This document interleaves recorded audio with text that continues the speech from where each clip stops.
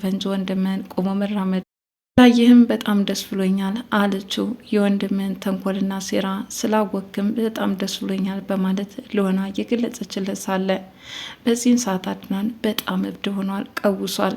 ተናዶ እዛው ውልቸሩ ላይ እንደተቀመጠ ሚራ በሩን ከፍታ ገባች። ይሁን እንጂ ከፍታ ስትገባ ሮቤልን ውልቸር ላይ ታገኘው የነበረ፣ ዛሬ ግን አድናን ተመለከተችው። ክፉኛ ተደነባበረች፣ በጣም ደነገጠች። እንዲህ ማምለጫቸውን ሲያፈላልጉ የነበሩት እነዚህ ባለጌዎች ግን እጅ ከፈንጅ ወደቁ። ሰላም ውድ የልወና ድራማ ተከታታዮች እንደምን አላችሁ? በያላችሁበት በዓለም ዳርቻ ሰላማችሁ ይብዛ እያልኩኝ በዚህ ድራማ ብዙ አዝናኝና አሳዛኝም ወጣ ያሉ ነገሮች፣ ፈገግ የሚያስደርጉም ብዙ ነገሮችን እንመለከትበታለን። በዛሬው ክፍል ምን አዲስ ነገር አየን? እስኪ እንከታተላለን። በባለፈው ልወና በተኛችበት ሀገር ሰላም ብላ እንቅልፏን ለጥ ብላለች።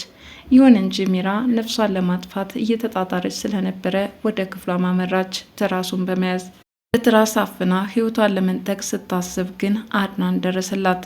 አድናን ባይደርስላትማ ኑሮ የልወና ህይወት ባለፈች ነበረ።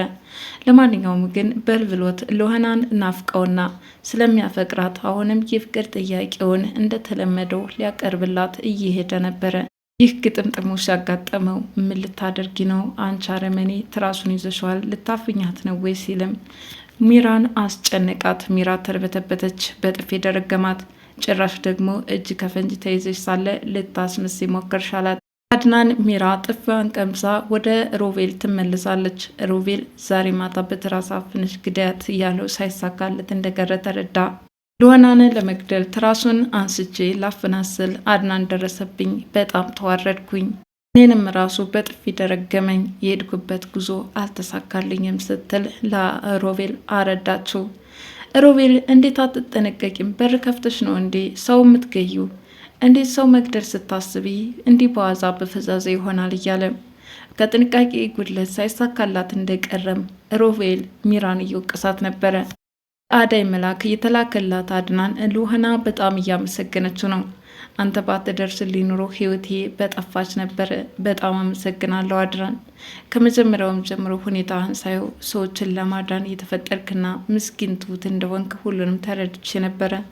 እናም ዛሬ ላይ ከሚራ ስቃይ ስላገላገልከኝ እጅግ አድርጌ አመሰግናለሁ ማለት ምስጋና ቀረበችለት። ግን ለመሆኑ በዛ ሌሊት እንዴት መጣህ አለችው። የሆነ ድምፅ ሰምቶ እንደመጣ ቢናገርም በጭራሽ አድናን ስትዋሻ ያምርብህም፣ እውነታውን ንገረኝ አለችው። እሱም ናፍቀሽ ነው ሰላም ልልሽ ወደዚህ ክፍል አንቺን ሳላይ ማደር ለእኔ ሱስ ሆኖብኛል በማለትም ይገልጽላታል።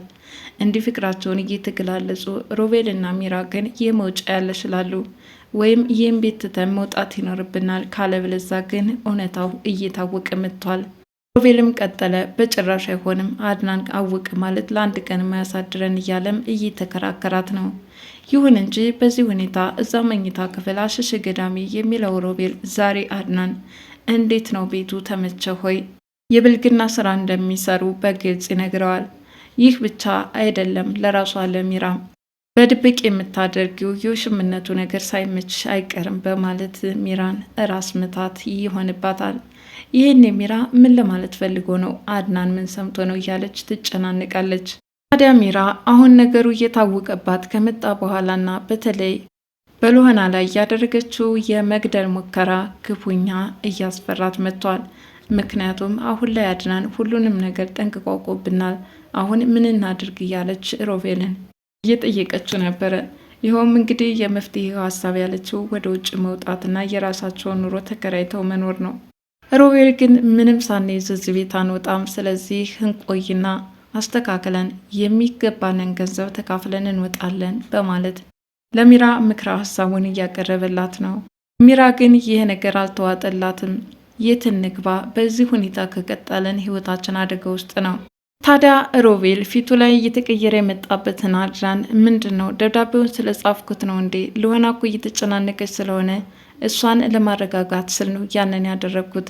እሷ ስለተዋደድን ወይ በአንተ ደስተኛ አላደረገህም? ለማንኛውም ግን ማፍቀር ለእኔ ብርቅ ነው ወይስ ደግሞ በውልቸር ላይ ያለ ሰው ብታፈቅር ምንድን ነው ኖሩ እያለ ነገሩን ወደ አልሆነ ነገር እየወሰደው ነው። ደግሞ ዊልቸር ላይ መዋል ማደሬ ራሴን ችዬ መንቀሳቀስ አለመቻሌ ይህ ነገር ሳያስመርር አልቀረም በማለት አድናንን ነገሩን ለማስመሰል እየሞከረ ነበረ።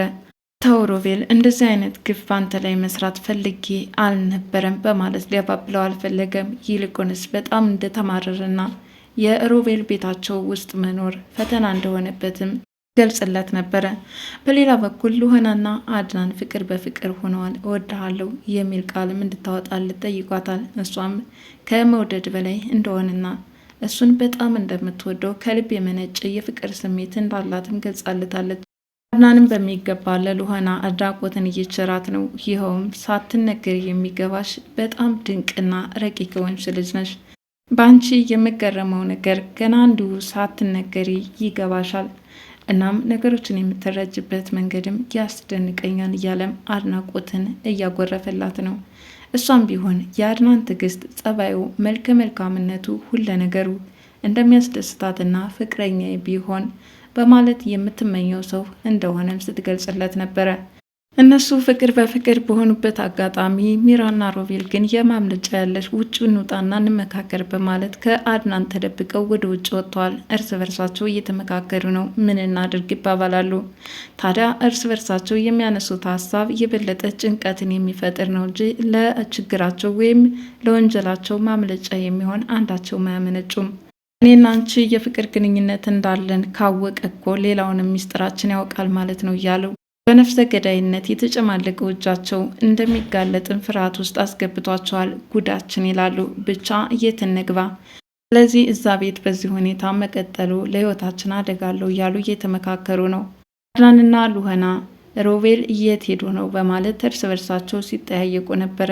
አድናን ምናልባትም ሮቤል መኝታ ክፍል ሲቀመጥ ዘግቶ ነው፣ እናም ለዛ ይሆናል በማለት መኝታ ክፍሉን ፈትሾ እንደተቆለፈ ሲያውቅ ግን እንደተኛ አድርጎም ጸጥ ይላል። ሉህና ግን በፍጹም አይሆንም፣ ሚራ ከሌለች ተያይዘው ወጥተው ሊሆን ይችላል በማለት ማመላከተችው።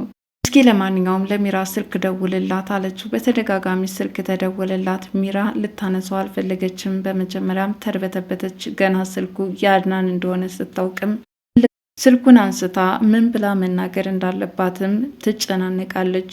ሮቤል መጨናነቅ የለብሽም፣ ተረጋጊና ለተጠየቅሽው ጥያቄ ሰከን ብለሽ መልሽለት በማለት የአድናን ስልክ ካልመለሰችለት ሌላ ጥርጣሬ ውስጥ ያስገባቸው እንደሚችልም ነገራት። በዚህ መሰረት እንግዲህ የተደወለውን ስልክ በማንሳት ወደ ሆስፒታል እንደሄደችና ቼክአፕ ለማድረግ እንደፈለገችም እየገለጸች ነበረ። እንግዲህ ጽንሱ ከማን አረገዘች ከማን የማይታወቅ እንዲሁም ደግሞ አላረገዝኩም ያለችበትም አጋጣሚ ነበረ። ብቻ ግን አድናንን ለመሸወድ የሞከረችበት ጥበብ ወደ ሆስፒታል እንደሄደች ነው። ሉህናም የዋዛ አይደለችም እና መኝታ ክፍሉን ከፍተን መግባት አለብንን፣ እስኪ ሮቤል አለ የለም የሚለውን ነገር እናጣራ በማለት ተያይዘው ወደ መኝታ ክፍል ያመራሉ። በሩንም ከፍተውት ገቡ። ከመኝታ ክፍል ከዊልቸሩ በስተቀር ማንም አልነበረም። ዊልቸሩ ባዶውን ያየው አድናን እንዴት ሮቤል መራመድ ቻለ? እዚህ ዊልቸር ላይ ሲንኳተት የነበረው ሮቤል ዛሬ እንዴት ተራመደ እያለ ጥያቄ ፈጥሮበታል።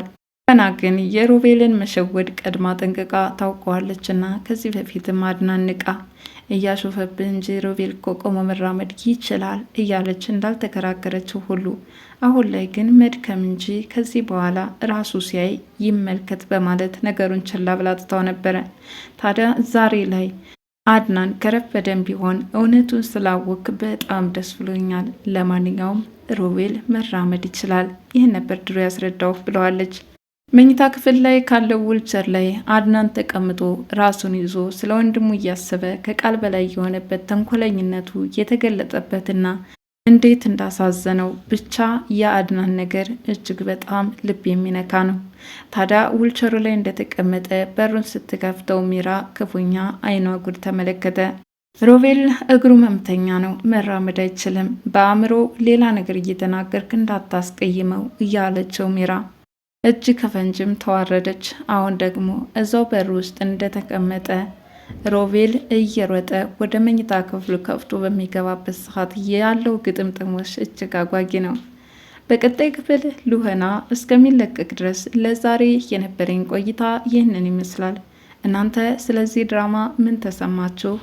በኮሜንት መስጫው ስር አስተያየታችሁን ለግሱኝ። እዚሁ ሰናበታችኋለሁ። ባይ ባይ።